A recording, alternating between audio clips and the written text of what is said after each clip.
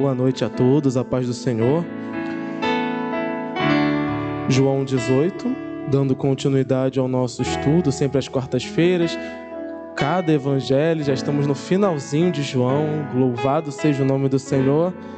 Nesse primeiro momento, queridos, vamos ler do versículo 1 até o versículo 11 e posteriormente mantenha sua Bíblia aberta, porque nós vamos ler todo o capítulo. Iniciarei a leitura.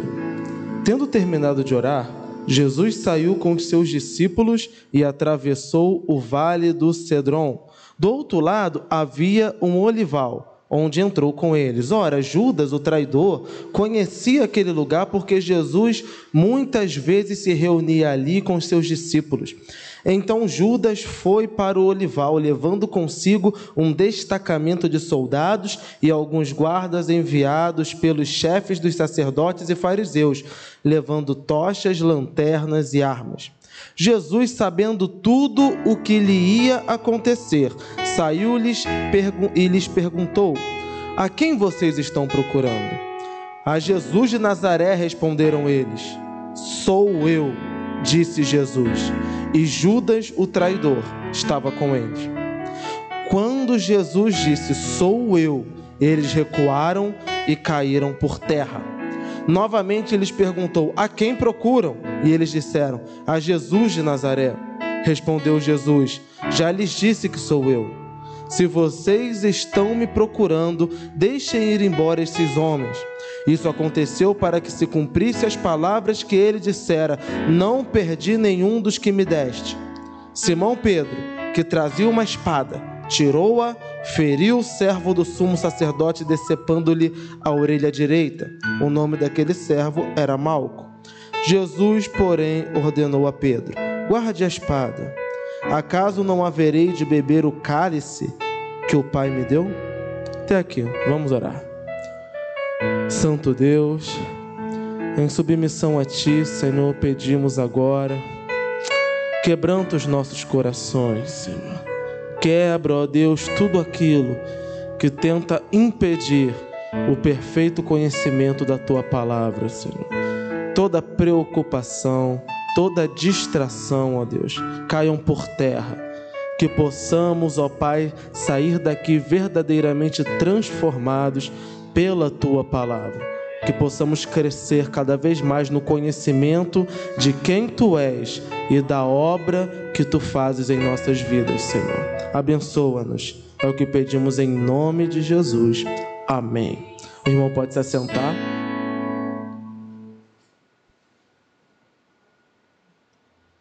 Na semana passada, o membro da Diaconia Jovem Davi, ele fez o capítulo 17, e nós vimos a oração sacerdotal de Jesus, onde Jesus ora por si, ora pelos seus discípulos e ora por todos os crentes. Esse momento é exatamente após aquela oração, por isso que o capítulo 18 começa, tendo terminado de orar. Então aquela foi a última oração de Jesus até esse ponto em que ele vai se encontrar. Ele ora clamando ao Senhor, que o Senhor o abençoasse, que o Senhor abençoasse os seus discípulos e que o Senhor abençoasse os crentes que viriam posteriormente. Ou seja, ele orou por ele, orou pelos discípulos da atualidade, do seu momento, e orou por nós também. Tendo terminado de orar, preparou-se e foi justamente para o lugar onde ele já ia muitas vezes. O texto é claro, Judas sabia que Jesus estava lá, mesmo tendo saído antes. Judas saiu antes de Cristo sair da casa, mas ele sabia que Jesus ia para lá porque era um lugar que Jesus sempre ia. Então João sempre vai nos mostrando, nesses pequenos detalhes, era da intenção de Jesus ser capturado. Jesus não foi capturado como um homem frágil e fraco que foi apanhado por homens maus. Ele verdadeiramente se entregou. É por isso que no momento, quando Pedro corta a orelha do Malco, Jesus fala, não beberei do cálice de meu Pai. E qual é a oração de Jesus no Monte das Oliveiras? Que, se possível, Deus afastasse o cálice, mas ele faria a vontade de Deus. Então é esse cálice que ele está falando, é a vontade de Deus. Qual é a vontade de Deus? O sacrifício de Cristo. É o cálice que ele vai beber. Então João já coloca desde o início. Foi um ato da parte de Cristo voluntário, mesmo que de forma tão maliciosa que os homens foram apanhá-lo. Cristo Jesus se ofereceu, ele quis ser preso, ele quis morrer em favor da igreja.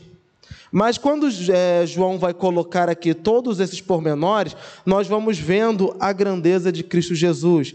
Quando dizem que estão procurando Jesus o Nazareno, Jesus vai falar, sou eu, ou eu sou. Nós vamos ver que o sou está em maiúsculo novamente. Cristo utiliza essa entonação quase que como o nome de Cristo, o nome do Deus Todo-Poderoso, eu sou. Tanto que os homens caem por terra. Então João vai colocando aqui, vejam a manifestação de Deus. Mesmo nesse momento em que poderia parecer uma fragilidade, Cristo não deixou de ser Deus. Ele é o Senhor, Ele é Deus. E até os inimigos se prostraram diante disso. E Cristo continua, vieram me buscar, estou aqui. Ele se oferece aos inimigos, justamente porque faz parte do plano de Deus. Judas, o traidor, ele vai com soldados e alguns guardas enviados pelos chefes dos sacerdotes e fariseus. Então, a princípio, parece que os romanos não participaram desse primeiro momento. Foram homens de Israel, enviados pelo sacerdote. Então, é um problema interno. Eles ainda não levaram para os romanos. Por quê? Porque está tudo fora da lei, até mesmo da lei romana. Está tudo errado. Estão capturando um homem à noite e vão levá-lo para um julgamento secreto na casa de um sacerdote, ou seja, não no sinédrio, e num horário que não poderia ocorrer. Justamente porque está tudo errado. Eles começam errado e vai errado. Por que João está mostrando isso? Não havia lei que punisse de fato Jesus. Jesus não infringiu nenhuma lei, nem a lei romana e nem a lei judaica. Ele estava verdadeiramente dentro de todas as leis, era o homem perfeito.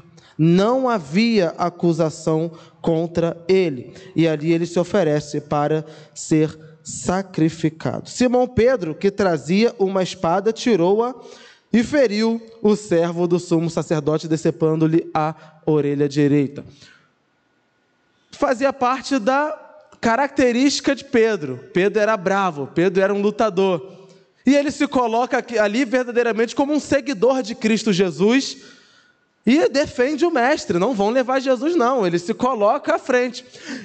Pedro tinha dito anteriormente que daria a vida por Jesus. Talvez tivesse sido esse momento que ele falou, agora que eu vou mostrar que eu estou aqui para isso mesmo. Vou botar a cara para a luta, e ele fere a orelha do homem. Mas Jesus Cristo para, tentando mostrar para Pedro o quê? Que aquilo fazia parte dos seus próprios planos, fazia parte da vontade de Cristo. Então ele acalma o seu discípulo, pede que o seu discípulo pare com aquele momento de hostilidade. E Jesus vai ser levado agora para ser julgado. Versículo 12. Assim, o destacamento de soldados com o seu comandante, os guardas dos judeus, prenderam Jesus, amarraram-no e o levaram primeiramente a Anás, que era sogro de Caifás, o sumo sacerdote naquele ano. Caifás era quem tinha dito aos judeus que seria bom que um homem morresse pelo povo. O sumo sacerdote, pela lei de Moisés, tinha que ser descendente de Arão, irmão de Moisés. Então, por mais que os levitas, a tribo de Levi, fosse destinada ao serviço do templo, somente a linhagem de Arão poderia ocupar o cargo de sumo sacerdote. Mas quando o Império Babilônico invade, o povo é levado para cativeiro, essa tradição que era da lei se perdeu. Tanto que, segundo alguns estudos, esse Anás e o Caifás, toda essa família não faziam parte da linhagem de Arão. Eles foram indicados, como já era um costume, desde que o Império Romano assumiu. O cargo de sumo sacerdote era uma indicação do Império Romano. Então, esses homens aqui eram indicados, provavelmente, não faziam parte da linhagem de Arão. Ou seja, eles estão julgando segundo a lei, mas eles mesmos não estavam dentro dos padrões da lei. Esse Anás foi sumo sacerdote quando Jesus era criança. Seu filho assumiu depois dele, posteriormente seu genro.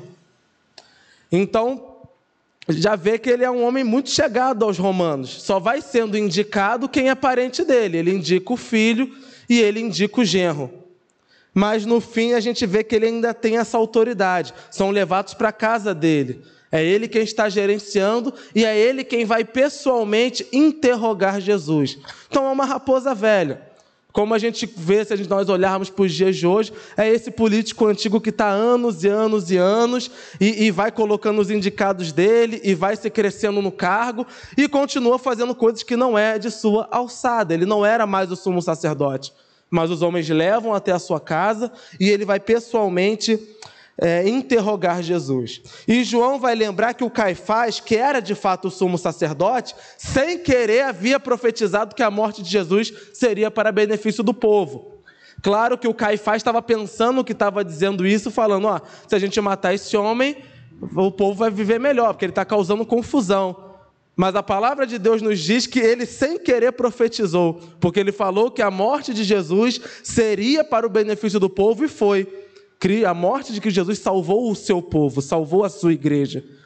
Então, sem querer, ele já havia profetizado isso. Então, olhando esse esquema todo, a gente já começa a ver, está tudo errado. Então, vamos imaginar hoje, as maiores autoridades do nosso país. A autoridade, o juiz, que deveria julgar, para poder evitar polêmicas e confusões, ele leva o condenado para a casa do sogro, que é um juiz aposentado. Vamos dizer assim, é mais ou menos isso que aconteceu. O sumo sacerdote, ao invés de trazer o problema para si, deixou que o prisioneiro fosse para a casa do sogro, que era um sumo sacerdote aposentado, não estava mais em exercício. Esses detalhes João vai colocando sempre para demonstrar, olha, nada foi feito da forma correta. Não há uma acusação verdadeira contra Jesus. Ninguém pode falar, olha, foi feito o julgamento correto e foi comprovado que esse homem era culpado. Não houve julgamento. Não houve nada, não haviam testemunhas, não havia ali a lei sendo lida, sendo nada. Foi tudo feito na bagunça, porque o veredito já estava dado, eles iam matar Jesus. Não havia um interesse de fazer um julgamento para apurar se o condenado, se o culpado era de fato inocente ou não. Não, já havia sido feita a condenação. Eles estão fazendo isso aqui apenas como um rito da própria mente deles e para talvez trazer um pouco de veracidade ao que eles estão prestes a fazer, que é um assassinato. Assassinato com crueldade. Versículo 15. Simão Pedro e outro discípulo estavam seguindo Jesus. Por ser conhecido do sumo sacerdote, este discípulo entrou com Jesus no pátio da casa do sumo sacerdote. Mas Pedro teve que ficar esperando do lado de fora. O outro discípulo, que era conhecido do sumo sacerdote, voltou, falou com a moça encarregada da porta e fez Pedro entrar. Ela então perguntou a Pedro: você não é um dos discípulos desse homem? Ele respondeu: não sou. Fazia frio. Os servos e os guardas estavam ao redor de uma fogueira que haviam feito para se aquecer. Pedro também estava em pé com eles, aquecendo-se. Então João ele vai trazer uma informação que nós não vimos nas outras narrativas. A gente sempre viu que Pedro estava lá no meio, né? Então a gente sempre entendeu que ele entrou, olhou para um lado, olhou para o outro, viu que não tinha ninguém, entrou na casa, não. Mas um discípulo era conhecido do sumo, ele conhecia ali os trabalhadores e foi aquela indicação: a gente está querendo ver o julgamento aí, deixa eu passar com o meu amigo. E a empregada deixou eles entrarem. Alguns estudiosos vão acreditar que esse discípulo poderia ser o próprio João, porque ele se chama assim, ele se trata na terceira pessoa quando vai falar dele mesmo no Evangelho. Mas é um pouco talvez difícil acreditar que fosse João, primeiro porque João dificilmente seria conhecido do sumo sacerdote. Segundo que, se a mulher perguntou se Pedro andava com Jesus, ela identificaria que João também andava. Então talvez não seja. Poderia ser simplesmente um seguidor de Jesus, amigo de Pedro, que também conhecia a gente lá dentro e fez essa manobra para que Pedro pudesse entrar ali. Mas aqui a gente vai ver a primeira negação de Pedro. Ela pergunta se Pedro andava com Jesus, Pedro diz Não. A coragem acabou. E aqui começa a se cumprir o que Jesus Cristo falou também. Porque Pedro havia declarado: para onde tu fores eu irei, darei a vida por ti. Mas depois que acabou a euforia, ele começou a ver que o negócio estava ficando feio. Jesus de fato foi preso, estava vendo que o movimento estava estranho. Na casa do sogro do sumo sacerdote, já estava vendo, vai terminar em tragédia. Quando a mulher pergunta: mas você não estava com Jesus? Falei: eu não. Então ele entra ali apenas como um espectador. E foi de fato um circo, um espetáculo. Um julgamento na casa de um homem que não tinha mais nada a ver para interrogar aquilo. Versículo 19.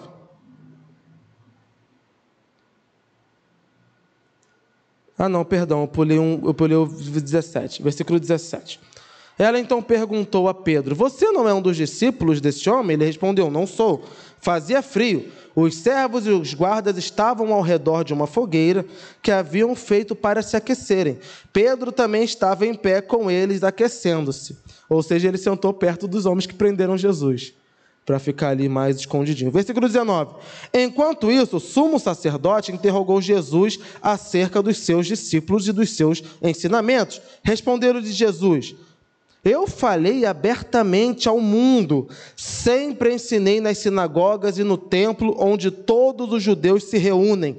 Nada disse em segredo. Por que me interrogas? Pergunta aos que me ouviram. Certamente eles sabem o que eu disse. Quando Jesus disse isso, um dos guardas que estava perto bateu-lhe no rosto. Isso é jeito de responder o sumo sacerdote? Perguntou ele. Respondeu Jesus: se eu disse algo de mal, denuncie o mal. Mas se eu falei a verdade, por que me bateu? Então Anás enviou Jesus de mãos amarradas a Caifás, o sumo sacerdote. Ou seja, o Caifás não estava presente. Quem estava se intitulando sumo sacerdote era o Anás, que não era mais sumo sacerdote, era o sogro do sumo sacerdote. Então ele trazia para si um título que não era mais dele. Ele era essa raposa velha que estava ali controlando tudo. Então, como é que você fala assim com o sumo sacerdote? O sumo sacerdote não estava. Ele mandou amarrar Jesus e levar Jesus amarrado para o sumo sacerdote. Quem interrogou pessoalmente foi Anás na sua própria casa, da sua própria cabeça. E Jesus faz as suas defesas. Ora, se eu estava pregando sempre à luz do dia, por que não me prenderam à luz do dia? E se eu preguei a uma multidão, por que não convocam a multidão e perguntam o que eu disse a essa multidão? O que Jesus está expondo ali? Primeiro, a prisão era arbitrária. Segundo, não estava de acordo com a lei. Terceiro, não haviam testemunhas. Cadê a testemunha? Jesus cometeu um crime. Quem denunciou esse crime? O próprio auto-intitulado sumo sacerdote estava fazendo a acusação. E quando Cristo Jesus faz a sua defesa, e em momento algum é desrespeitoso, Jesus não desrespeitou o homem, mas ainda assim foi agredido. Quando nós olhamos pela perspectiva de saber que Cristo Jesus é o Deus Todo-Poderoso, vejam quanto Cristo se humilha em amor à sua igreja.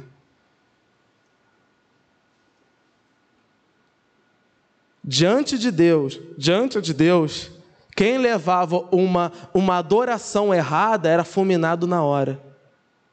O sumo sacerdote, que quando entrava no Santo dos Santos devia se purificar, estava agora na frente do real Santo dos Santos.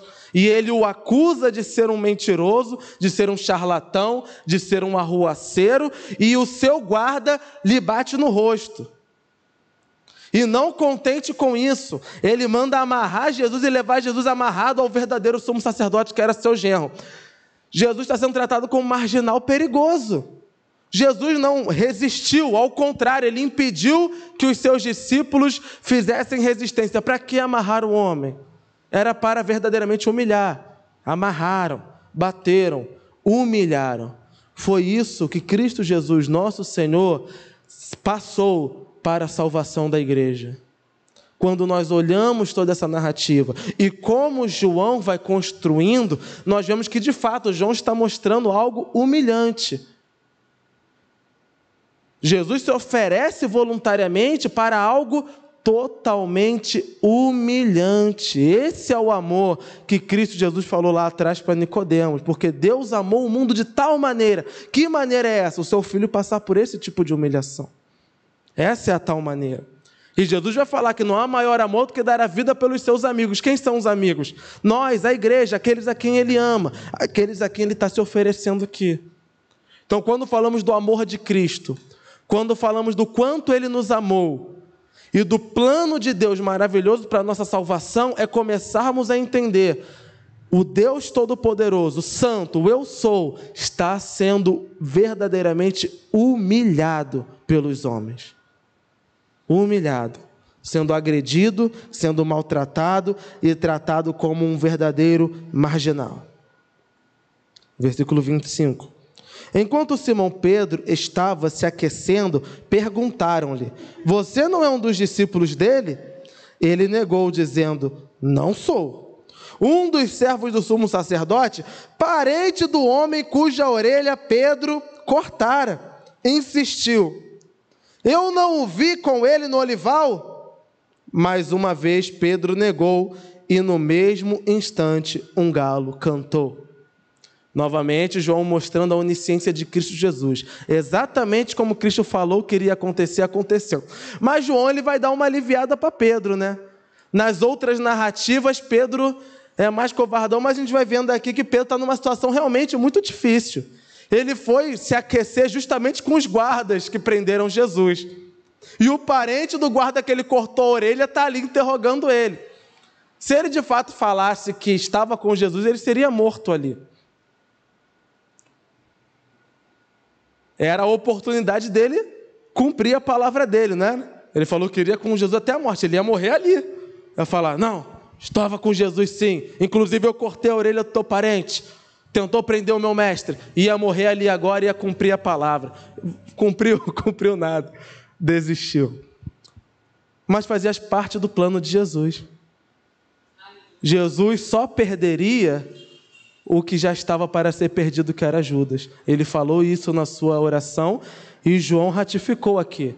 Ele impede que Pedro inicie uma luta corporal, justamente porque Pedro ia morrer naquela desgraça. Ele fala: nenhum dos meus se perdeu. De fato, não se perdeu. Por quê? Deus tinha um plano na vida de Pedro.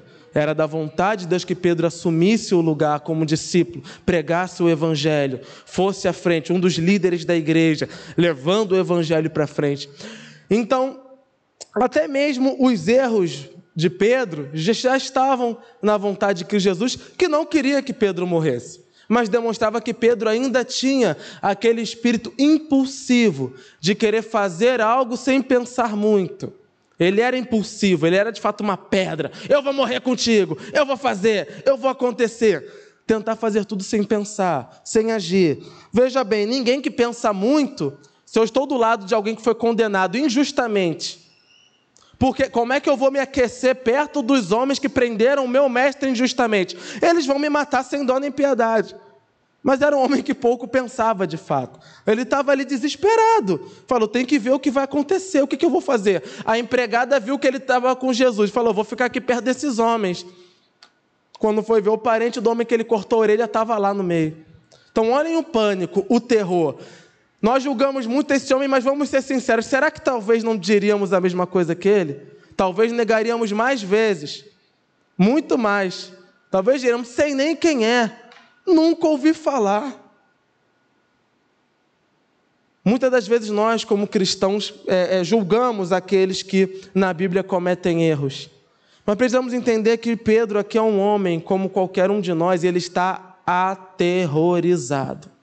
Aterrorizado. Porque se fosse um julgamento comum, ele veria as testemunhas, ele veria que estava tudo dentro da lei, mas não estava acontecendo. É a mesma coisa que chegassem vários homens aqui que nós não sabemos nem quem são, falar: nós vamos levar você para julgamento. Onde é o julgamento? É na casa do cara ali. Isso é coisa de marginal. O que eles estavam fazendo era marginalidade. Sequestraram um homem e levaram um homem para a casa de um outro homem que não tinha mais nada a ver em julgar ninguém. Então Pedro está numa situação desesperadora. Então não é que ele fosse mal, não é que ele negou a fé, é porque ele estava num nível de desespero tão grande que ele nega Cristo para salvar a sua vida, e quando o galo canta, João não vai dizer, mas nós vimos na outra narrativa, que ele fica profundamente arrependido, amargurado, ele sofre com aquilo, porque de fato ele amava a Cristo, mas o medo, o pânico, o terror fez com que ele desistisse. Quando nós olhamos essa narrativa, porque quando nós lemos, né, Jesus foi levado para uma casa, Jesus foi levado não sei o quê, mas quando começamos a imaginar como de fato foi aquele momento, era algo aterrorizante, tanto que os outros discípulos fugiram, não chegaram nem perto, porque não havia certeza se alguém ia sair vivo dessa história. É nesse clima de pânico, de terror, que João, Pedro, os discípulos, aqueles que estão mais próximos, estão inseridos e que aqueles homens estavam causando. Então, olhar o que Cristo Jesus passou não é brincadeira. São momentos terríveis, de pura violência, pura brutalidade, pura maldade. É verdadeiramente uma ovelha indo para o matadouro, um matadouro que não tem lei, que não tem regra, que não tem nada. Aqueles homens fariam o que viesse na cabeça deles. E foi o que fizeram. Amarraram Jesus, levaram ele amarrado para a casa do sumo sacerdote. Versículo 28. Em seguida, os judeus levaram Jesus da casa de Caifás para o pretório. Então aqui nós estamos vendo que João ele dá uma puladinha no tempo. Saiu da casa do sogro, foi para a casa de Caifás e agora vai para o pretório. O que é isso, pretório? Pretório romano é onde ficava o procurador romano, o interventor do Estado. Aqui no Brasil, houve algo parecido quando Getúlio Vargas foi presidente. Ele nomeava intervensores, que não era como Michel Temer colocou aqui no Rio de Janeiro, um interventor para cuidar de segurança. Não. Na época de Getúlio Vargas, que era uma ditadura, o interventor assumia o governo do Estado. Então ele falava, o governador foi eleito, Getúlio Vargas falava, esse governador não está fechando comigo, está esquisito, vou colocar alguém no comando. Entrava esse interventor, que de fato comandava, e o governador ficava debaixo dele. Quando o Império Romano invadia as terras dos outros povos, eles permitiam que esses povos continuassem com as suas culturas dentro de um certo controle, mas colocavam um interventor, um procurador, alguém que tomasse conta daquela região em nome do Império. Esse homem era Pilatos, então era ele que morava nesse lugar. Era a sede, era o seu palácio, era onde ele morava e onde ele julgava. Então eles levaram para a casa do sogro, do sumo sacerdote, para a casa do sumo sacerdote, e agora vão levar para Pilatos. Então vejam o cansaço emocional e físico que Cristo Jesus está nesse momento. Sendo arrastado de um lugar para o outro, sendo acusado, sendo espancado, sendo humilhado, e ninguém resolve o problema. Por que que o sumo sacerdote não matou Jesus logo ali quando podia? Porque não era permitido a nenhuma outra autoridade, senão a autoridade romana, que decretasse a pena de morte. E eles não queriam um castigo para Jesus. Eles não queriam deixar Jesus preso. Eles queriam matar. A intenção era matar. Então, se nós não podemos matar aqui, vamos levar para quem possa. E por isso estão levando Jesus até este lugar. Vou ler de novo o versículo 21. Em seguida, os judeus levaram Jesus da casa de Caifás para o pretório. Já estava amanhecendo e, para evitar contaminação cerimonial, os judeus não entraram no pretório, pois queriam participar da Páscoa. É isso mesmo. Eles querem assassinar um homem, mas estão preocupados com o rito da Páscoa. Então, para eles se manterem puros, mesmo querendo matar um homem, eles não entraram na casa do romano. Veja como é a cegueira espiritual. Eles estão fazendo tudo contrário à lei. Eles estão levando um homem para ser assassinado, um homem judeu para ser assassinado nas mãos de um ímpio. Eles estão levando um judeu para ser assassinado por um ímpio. E eles estão preocupados, não podemos entrar na casa do ímpio porque devemos nos manter puros, porque saindo daqui a gente quer comemorar a Páscoa, é isso mesmo. Iam matar o homem e em seguida iam participar da Páscoa. A cegueira espiritual já demonstra o total afastamento de Deus e da sua lei e da sua palavra. Eles viviam uma pura religiosidade vazia, sem vida, sem amor, sem nada. Versículo 28. Então Pilatos saiu para falar com eles e perguntou: que acusação vocês têm contra este homem? Responderam eles: se ele não fosse criminoso, não o teríamos entregado a ti. Pilatos disse: levem-no e julguem-no conforme a lei de vocês. Mas nós não temos o direito de executar ninguém, protestaram os judeus. Isso aconteceu para que se cumprissem as palavras que Jesus tinha dito, indicando a espécie de morte que ele estava para sofrer.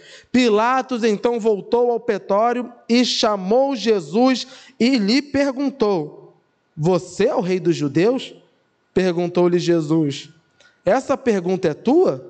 Ou outros te falaram a meu respeito? Respondeu Pilatos: acaso sou judeu? Foram o seu povo e os chefes dos sacerdotes que o entregaram a mim. O que foi que você fez? Disse Jesus: o meu reino não é deste mundo. Se fosse, os meus servos lutariam para impedir que os judeus me prendessem. Mas agora, o meu reino não é daqui. Então, você é rei? Disse Pilatos. Jesus respondeu: tu dizes que sou rei. De fato, por esta razão nasci, e para isto vim ao mundo, para testemunhar da verdade. Todos os que são da verdade me ouvem. Que é a verdade? Perguntou Pilatos. Ele disse isso e saiu novamente para onde estavam os judeus e disse: não acho nele motivo algum de acusação. Contudo, segundo o costume de vocês, devo liberar um prisioneiro por ocasião da Páscoa. Querem que eu solte o rei dos judeus? Eles, em resposta, gritaram: não, ele não. Queremos Barrabás. Ora, Barrabás era um bandido. João, quando escreve, ele consegue demonstrar aqui a sua insatisfação com o povo, né? Ora, Barrabás era um bandido. É absurdo, é inaceitável uma escolha dessas. Mas ela foi feita.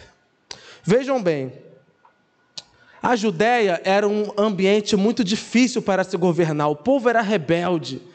Eles tinham a própria cultura, o próprio Deus. Eles eram difíceis demais. Poucos eram aqueles que queriam assumir um lugar como esse. Então Pilatos provavelmente não estava no local de trabalho que ele gostaria de estar. Ele tinha desprezo por aquele povo. Nós vemos na resposta dele: acaso pareço eu judeu? Ele tinha desprezo, ele tinha raiva por aquela gente. Então tudo que ele queria era resolver logo o problema. Porque pensem o seguinte: eles chegaram de madrugada na casa do homem, porque eles não queriam que fosse feito à luz do dia, porque talvez o povo intercedesse por Jesus. Então eles estavam incomodando o procurador. Então, quando eles vão na casa de Pilatos, nesse incômodo, Pilatos poderia ter sido o primeiro: mata logo esse homem, vamos acabar com esse problema. Até porque a história mostra que Pilatos era um homem sanguinário. Mas nem Pilatos encontrou acusação suficiente para matar Jesus. Ele senta com Jesus, ele conversa com Jesus. E vejam bem, Jesus responde ele de uma forma que Pilatos poderia se ofender. Porque Jesus não nega ser um rei, mas afirma que o reino dele não era dessa terra. Pilatos talvez podia interpretar: está se dizendo um Deus? Está dizendo que é maior que César? Está dizendo que é maior que eu? Está dizendo que é alguma autoridade? Mas Pilatos não se ofende. Ao contrário, Pilatos não vê nele acusação. O ímpio tem mais senso de justiça do que o sumo sacerdote, do que os sacerdotes, do que os fariseus e do que todos aqueles judeus que estão ali ao redor. É isso que a cegueira espiritual faz. O povo que era para ser de Deus é mais pecador do que o ímpio. Porque o ímpio que não teme a Deus, que não tem nenhum apreço pela verdade, que nunca conheceu a lei de Deus, que não sabe nada sobre os ritos, sobre a religião judaica, ele não viu em Jesus condenação. Não vejo nele culpa, não vejo nele crime. Há algo desproporcional acontecendo aqui. E de fato havia. Ele percebeu o quê? Que as acusações que estavam sendo feitas contra Jesus não cabiam. Quais eram as acusações contra Jesus? De acordo com a lei judaica, Jesus Cristo se identificou como Deus. Isso era crime para o judeu. Mas o romano não estava nem um pouco interessado nisso, se o judeu achava ou que não achava. Então eles levam Jesus e colocam uma acusação. Qual? Ele está se dizendo rei. Como assim se dizendo rei? Ele é um rebelde. Ele está criando uma revolução. Ele quer lutar contra Roma. Ele quer tirar o império de Roma e assumir o reino como rei dos judeus. Então eles criam um crime. E em momento nenhum, durante toda a sua história, Jesus condenou o Império Romano. Quando ele foi perguntado se tinha que dar imposto, que ele falou, sim, dai a César o que é de César, dai a Deus o que é de Deus. Jesus nunca fez isso. Então eles estão mentindo. Falsa acusação. Olha, ele quer ser rei. Ele quer assumir o lugar de César. Ele quer tomar a frente do país. Ele quer assumir a nação. E quando Pilatos pergunta, você é o rei dos judeus? Jesus vai falar, você tá afirmando ou foi o que te disseram? Já fica, se acaso o país do judeu? O seu povo, os seus sacerdotes é que estão dizendo isso. E a resposta que Cristo Jesus vai dar é a resposta de um rei mesmo. Meu reino não é deste mundo. Ele é rei, sim. Mesmo nessa situação tão humilhatória, mesmo nessa situação tão difícil, Cristo Jesus, em momento algum, deixou de ser rei. Ele era de fato rei. E ali ele estava como rei. Sim, sou rei, mas o meu reino não é deste mundo. Se o fosse, os meus servos não deixariam que os judeus me levassem. Mas vejam bem, os judeus não deveriam ser o reino de Deus na terra? Já não eram mais. Se o meu reino fosse desse mundo, os meus servos não me deixariam ser levados pelos judeus. Os judeus não eram mais povo de Deus. Não eram mais povo de Deus. A religiosidade os cegou e os afastou do caminho do Senhor. Deveriam ser eles os protetores e os guardas do seu Messias. Não. Ninguém toca no Messias. Não. Ele é o Filho de Deus. Mas são eles, o seu povo, que o está condenando. Vejam que há uma dor maior no coração de Cristo. Não somente da humilhação, mas do seu povo estar se voltando contra ele. Ele foi traído pelo seu amigo Judas. Ele foi traído pelos sumos sacerdotes que deveriam ser os protetores da lei de seu pai e os protetores do povo judeu, porque eles eram a autoridade judaica. Mas são eles, os judeus, os sacerdotes, os levitas, são eles que estão entregando Cristo à condenação. Essa é a dor do Senhor. Aqueles que eram seus não o quiseram. E quando João coloca essa narrativa, mostrando que de fato Cristo continua sendo rei, continua sendo Senhor, ele vai estabelecer para nós isso. O povo judeu perdeu esse título de povo do Senhor. E quem eles preferem no lugar de Cristo? O criminoso Barrabás. Quem tem ocupado o lugar de Cristo? Quem tem ocupado o lugar de Cristo? Talvez seja a pergunta que o João quisesse fazer para o seu leitor e para nós também. Se Deus, estando em Israel, não tinha um povo para si, onde está esse povo? Onde está o povo de Deus? Queridos, o povo de Deus é aquele que reconhece Cristo Jesus como seu Senhor e Salvador, se arrepende dos seus pecados, confessa-o publicamente e se rende a Ele em uma vida de obediência e de devoção.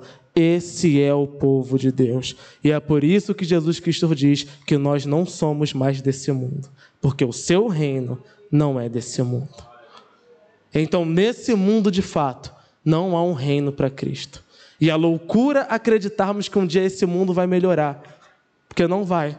Embora o Deus Todo-Poderoso esteja no controle de todas as coisas, ter um reino seu próprio, onde de fato a nação seja devota e toda, como um todo, adore-o e busque-o, provavelmente nunca acontecerá. Nunca acontecerá. O seu reino não é desse mundo. E nós, como povo de Deus, temos esse privilégio. Fomos literalmente transportados do reino das trevas para o reino do amor de Cristo Jesus. Nós fazemos parte do reino do Senhor. Nós somos povo de Deus. E a pergunta que fica para nós é: nesses momentos de adversidade, momentos em que estaremos cercados, momentos em que os inimigos, até mesmo aqueles que se dizem povo de Deus, estarão contra o Senhor, qual será o nosso posicionamento? Quem nós escolheremos? Cristo ou Barrabás? Criminoso, o pecado. Qual é a nossa escolha? E como nós nos posicionaremos como povo e como servos de Cristo Jesus? Cristo Jesus se ofereceu por livre e espontânea vontade, por amor a nós. Ele não era um pobre coitado. Se ele quisesse, os seus teriam vindo e o teriam livrado daquela situação. Ele se ofereceu por amor a nós. Como temos correspondido a esse amor? Façamos essa pergunta a nós mesmos nessa noite. Vamos orar ao Senhor. Santo Deus, amado Pai, grande é o seu nome, Senhor. Tu és o Rei, Pai. Tu és o nosso Rei, Senhor. Não fostes reconhecido, Senhor, em vida quando estavas aqui, mas a tua igreja te reconhece e declara: tu és o Rei sobre nós, tu és o Rei da igreja, nós somos o teu povo, não porque mereçamos, Senhor, mas porque o Senhor se entregou em nosso lugar e como sacrifício perfeito nos resgatou e nos fez seu povo, escolhidos desde antes da fundação do mundo para reinarmos ao seu lado. Graças te damos, Senhor, pois nós não somos merecedores. Assim como Pedro, ó Pai, temos nossos momentos de covardia, temos nossos momentos de pecado, temos nossos momentos, Senhor, onde negamos a Ti, ó Pai, e escolhemos o caminho mais fácil. Mas, Senhor, assim como Pedro, que se levantou e tornou-se um grande homem de Deus, que mesmo, ó Pai, sendo tão falhos, o Senhor possa nos aprimorar, Senhor, para que sejamos servos e servas tuas, que anunciam o teu reino nessa terra. Não um reino terreno, falho, Senhor, dependente de homens, mas um reino eterno, que verdadeiramente está no controle de todas as coisas, que não faz parte deste mundo caído, mas que faz parte do reino celestial, onde nós também, Senhor, já somos co-herdeiros dessa promessa em Ti, Senhor Jesus. Que nossos corações transbordem de gratidão e reconhecimento por tudo que Tu veio a passar por amor a nós, Senhor. Que a Tua graça sempre, Senhor, seja o motivo da nossa alegria e que o Teu Espírito Santo avive cada vez mais a nossa fé em Ti, para que possamos resistir nos momentos maus, à espera que o Teu reino eterno venha de fato a nós na volta do Teu Filho amado Jesus Cristo. Nós te agradecemos pela Tua palavra, no nome santo de Cristo Jesus. Amém.